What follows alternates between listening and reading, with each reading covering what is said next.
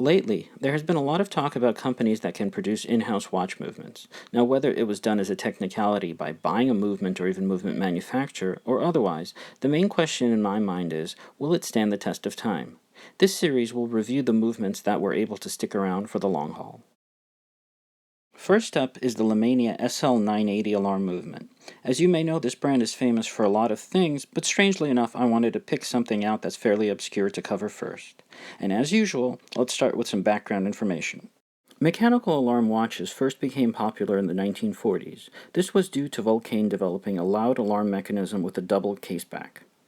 JLC and Adolf Schild started producing their versions about a decade later. Not surprisingly, it's these three brands that are fairly well known today amongst collectors.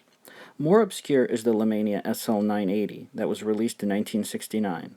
Its main claims to fame are 1. Its ability to derive power for both timekeeping and the alarm off of one mainspring, and 2. It allowed the user to set the alarm with both an hour and minute hand indicator.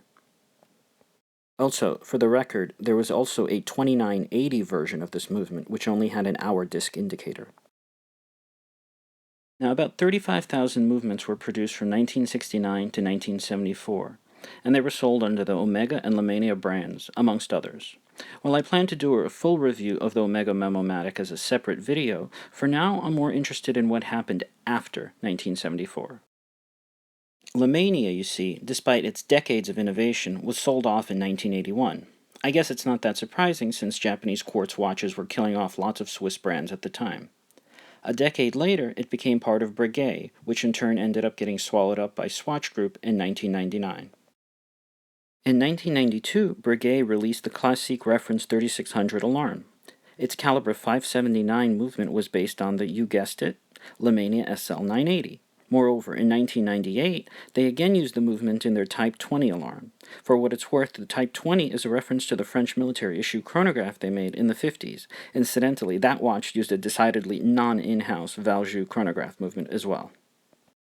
Ultimately, Breguet moved on to a newly designed alarm movement, but it's important to note that the Lemania SL980 was deemed worthy enough to live on as it moved from Omega to Breguet, spanning a gap of almost 30 years.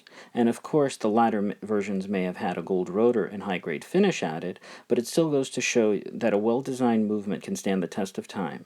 As an added bonus, you can find a number of Omegas, Lemanias, and even Buchers with the same movement in the low $1,000 range, sometimes even lower. That's about it, and as usual, thanks for watching.